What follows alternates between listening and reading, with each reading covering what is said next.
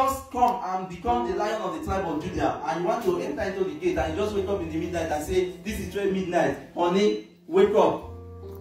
And you've not been making any deposits. You just want to, you say, lift up your hands, O ye gate.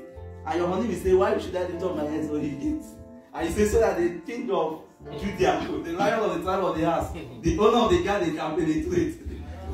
Or you now ask him, he say, honey, this is 12 midnight. Why are you sleeping? What are we supposed to be doing now? If you've not been making good deposits, your honey will say, it's 12 midnight, we are supposed to be praying now. Hallelujah. Amen. Hallelujah. Amen. Hallelujah. Amen. God, I'm looking at me. I'm the only sinner now. Yeah. Be ready to stone me to death and crucify me. When I finish, just stone me. I'm ready to die. Amen. Amen. So, it also says, let your credit account be greater than your debit account. Now, to avoid check and withdrawal bounce back. Amen. And it's not just already in marriage, but in the singlehood. Because you cannot bring anything greater when you marry into the marriage than what you have gathered as a single. So all this language of when I marry her, I will change her. When I marry him, I will change him. You're a changer or you're APC. It's the Holy Spirit that does the changing. And some people say, I want to go into marriage, I want to go into a relationship, because we are talking about relationship, sex, and love. Because I feel I am not whole, I am incomplete. My friend, singlehood is a stage, and it's a stage of total discovering and total realization of yourself. So if you feel like I'm incomplete, I want to go into a relationship so I can be complete. If you go into a relationship because you are not complete, remember, semantics is said 1 plus 1 is 1. So if you are half and you're going to meet 1, you will not be 2 and you will not be 1. You will be 1.5. Hallelujah. Hallelujah. So let your credit account be greater than your debit account to avoid check and withdrawal bounce back. Keynote: relationship that begs marriage is an option. Though I said be ready to stone me to death now. Be ready. Because I will say a lot of things that are a bit contradicting. But already most of you know I'm in a relationship anyway, by God's grace. Okay, you don't know. Amen. So, the relationship that begs marriage is an option. Though created by God, but is not a compulsory or necessary to heaven or to behold. So it's not, there is no place in the Bible that God said, if you don't marry, if you don't go into a relationship, you don't fall in love, that you will not make heaven, or you will not achieve your dreams or your goals or your visions. But society and peer pressure and family issues most times pushes us to go into relationship and go into marriages that we are not set for, that we are not ready. Peer pressure because Mr. A is already in a relationship. You see them, two are tangling, doubling, mingling. You think you're singling. If there's any language like that, hallelujah, baby.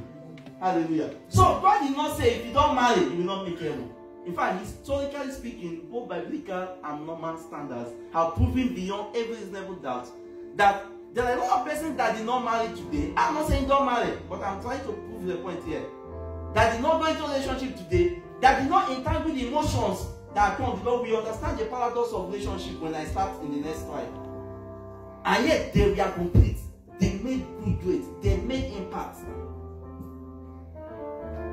Amen. I'll try to not use so much amen now.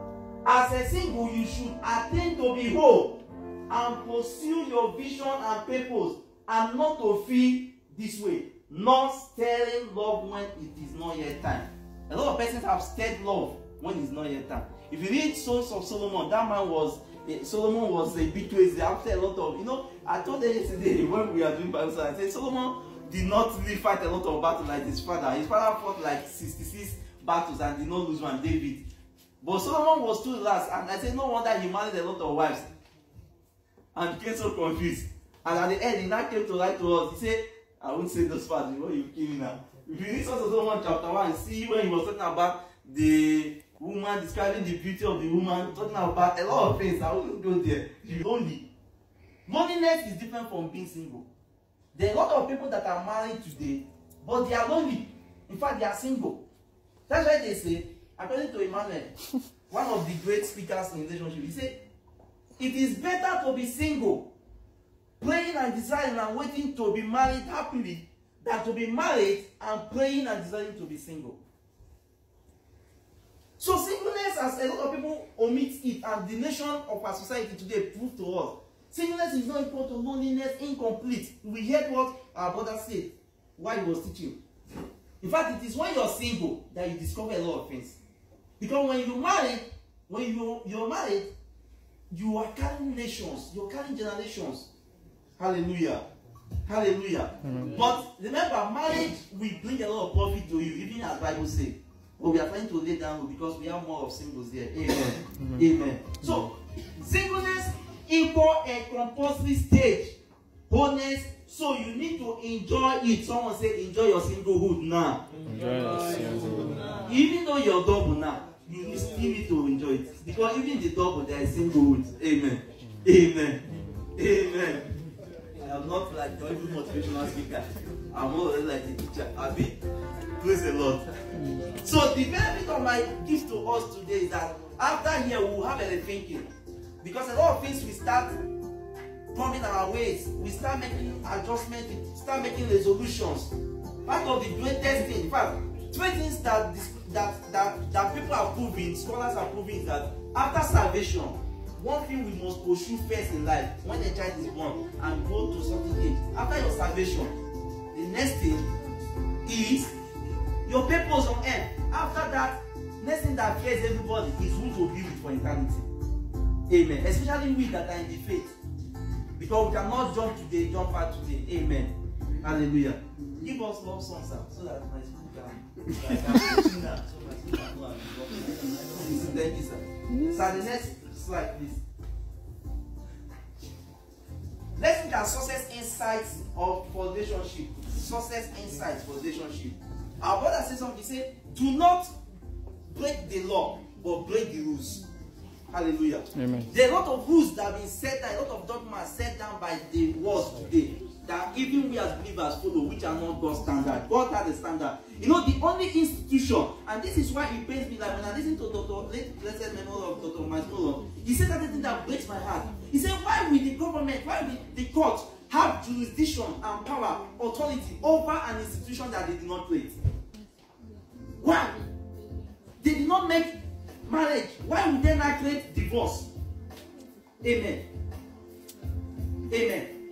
So, what are the paradox of relationship? Just one or two. Relationship is the greatest attraction and also the most distraction force on earth. Relationship